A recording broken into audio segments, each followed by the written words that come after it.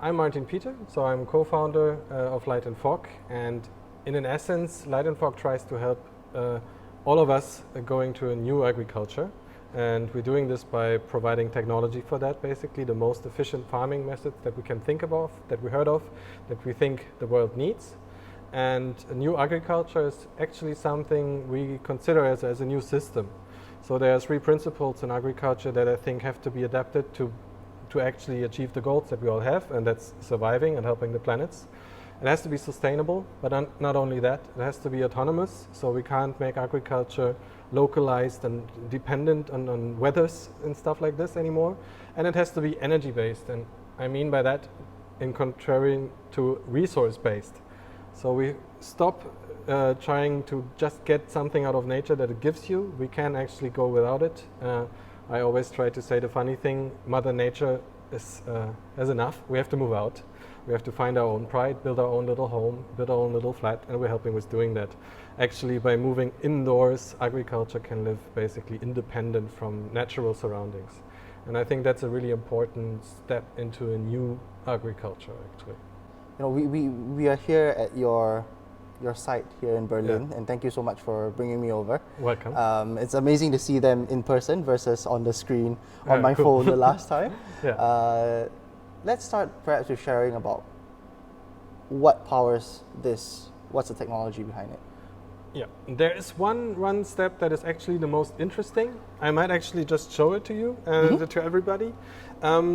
It's a bit hidden in the name, but it's hidden unless you don't see it. But I think the main ingredient that we have is fog. So we water plants, not with flowing water, but with fog. So when I show you how that works, I can just open this, and you see in the inside there's a textile tube, and there's a fog running through it, carrying all the nutrients, and the roots are super healthy. As you can see, they're white, they're breathing, and basically the problem is what you see is what you don't see. So there's nothing else. There's no earth, there's nothing, there's no moving parts, there's no nozzles. It's just a bit of textile, fog, created by ultrasound, by the way, and plants that love to grow on this, and they're so healthy, I can just eat them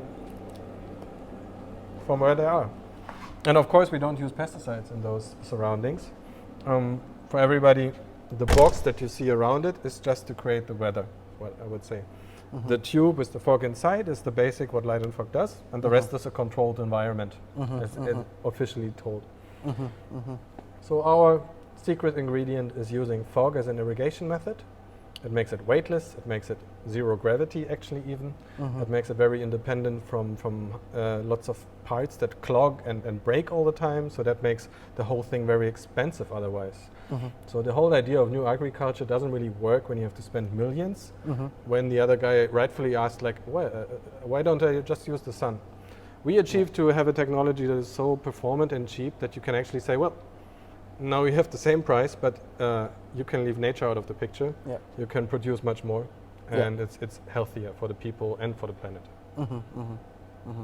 Who do you actually sell this to? What kind of plants grow in a setup like this? Right now, this farming is the most interesting for people who don't get the quality otherwise, who are basically growing plants, and this is a really interesting topic by itself, that are so valuable, that save lives, that, for example, grow compounds to cure cancer, that they need to have them in a safe environment right around their lab, their production place. In Singapore, for example, cellular meat is a big topic. In the UK, cancer research, and in Germany, cosmetics. All these people need plants, and they need them safe, they need them clean, they need them unrestrained from pandemics. So this is the best use case. Vertical farming always had like some people doing very expensive stuff and then growing lettuce in it. No wonder it didn't work out so well. And also when you look at them technology-wise, they took existing technologies, like a table, and then they just stack existing technologies on top of each other. That's the approach of a business person. If you ask an engineer to solve the problem how to grow plants in 3 dimensions, he would come up with something that looks a bit more like this, I hope.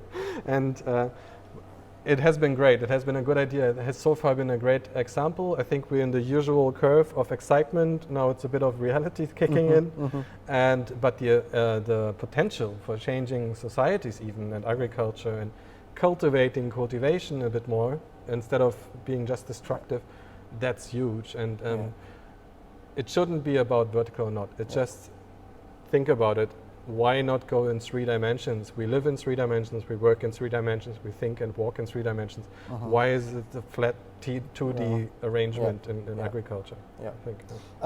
Just for, I guess for people listening to perhaps get a sense of an example of a plant that's not for eating type of consumption. What kind of plant would you say grows? Somebody from our customers really said it so nicely. You can ask nicely any plant, but to produce another protein. And proteins is a wide space of things. Example, proteins can be the growth factors that tell a stem cell to become a muscle or an eye. Very important for cellular meat or medicine in the future. Proteins can be antibodies, vaccines, like mRNA is also part of this. So your specialized mRNA vaccine, not only against COVID, but for example, BioNTech started with the whole idea to produce specialized, personalized vaccines against cancer, 4 cancer treatments that are only concerning one person alone, but are really efficient because it's not trying to hit everybody, like children, women, men, obese, non-obese, everything. But normally vaccines are built like this, but very personalized. And that's the wide field of personalized medicine. All of these things can be done in plants if you ask them nicely. The plant of choice is mostly tobacco. It's a standard in science. And tobacco is able to produce any kind of mammal and animal protein you want it to. And all of these high-tech niches, not everybody knows about this, are really important for the future. They would actually even be able to bring medicine to places where there hasn't been any before. Think about some remote village. You have not only a unit that grows food, but also medicine at the same time. And it can be as variety as malaria treatments, for example. So it has huge potential, and those things need safety, they need efficiency, of course, and we're really happy to help companies to give them the tools to do that.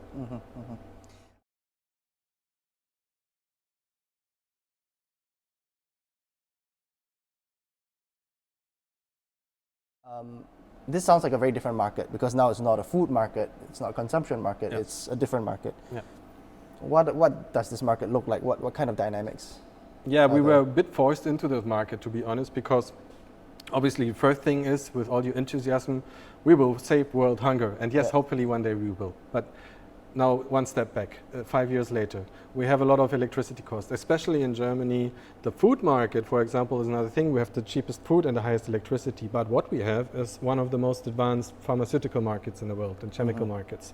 And it quickly came to us, well, this is actually interesting, because why are other people, let's put it this way, growing the cheapest plant on the planet?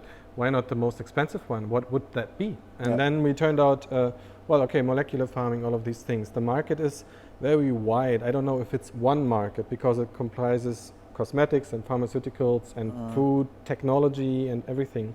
But it's a one where a lot of research has been done, one that has been heavily invested into in the last years, especially cellular meat, because everybody understands what happens and how good it would be to have meat that it doesn't come from a living cow, but from a growed one. So it's a very interesting market. Flat answer. And for the more interested in the market, it's a huge market. Like it's 10 billions go into this, and especially look alone in creams. Bayer is working, the company Bayer is working on a lettuce with integrated insulin that you can eat instead of inject to your bloodstream. Think about how much easier that would be for insulin patients, and how much of a market that is alone. Talking about market sizes, for example, in this field is a bit ridiculous, because they're huge. It's much more to talk about how far can we go there. And when you ask me how far can we get there, I think in 5 to 10 years we have wide stream applications of medical compounds that came out of plants. Might be that the public doesn't even know about it, because we talk with a lot of companies that produce ingredients for pharmaceuticals. Menarini Group is one of them, for example, or others that are working in this field and that are interested in going stuff out of plants. And this company exists since 18 something, and you never heard of them, but they're huge. Or did you? I don't know, but like, No. yeah, it's Italian, by the way. And so this is really interesting for us. We're learning a lot of things, and especially the fit is so much better because for them, they need the security, they need clean rooms, they need basically the whole made in Germany thing, like quality, cleanliness, so reliability.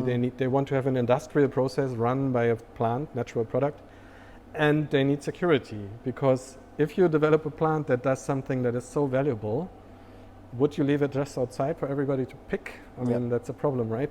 So it combines all the advantages that vertical farming, for example, had, but that controlled environment farming has in general, and it puts it into one really perfect market fit for us. And this is why we're happy to be on a different road than others might have been. Even though that the goal is the same, we want to provide something for sustainable agriculture. Like I said, the whole cultivation thing has to change. Just the best beachhead market, that's a word I learned then. It's a bit militaristic, but it just describes a point where it makes sense to start with, and where you have to go is another. The vision is something else. Yeah, makes sense.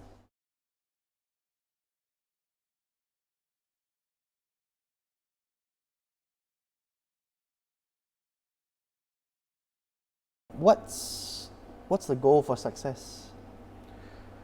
The goal for success is actually what I described right now, to make people happy and to stop fighting, convincing people, and like basically seeing it develop by itself. I mean, I had a very personal experience for success, and this is actually a big problem that founders a lot of times have.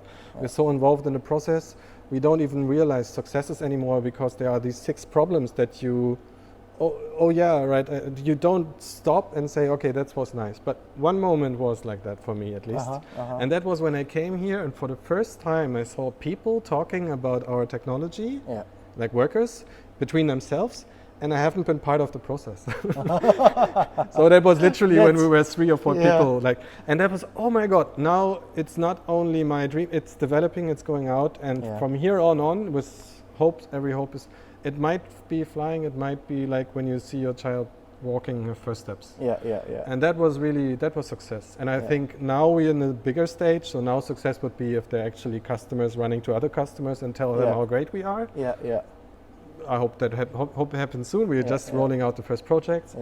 So this is success for me. And like really when you see that something happened and you worked and you, like I described it earlier in the discussion, like when you can have a good night's sleep in a way. You felt like at least you did it, you tried your best, and you see, and you're a bit exhausted, but in a good way, you know? And I think exhaustion, by the way, is one of the parts of success that without it, you wouldn't really feel like valuing it at all. And it is a very exhaustive process, I can tell you. Like, I can imagine. Elon Musk once said it's like eating glass all day. I think it's fine. Well, at least you get some vegetables to eat as well. Yes. Right away. I can't see them anymore. Great. Thank you so much. You're welcome. For today. Thanks for coming around. Thank you.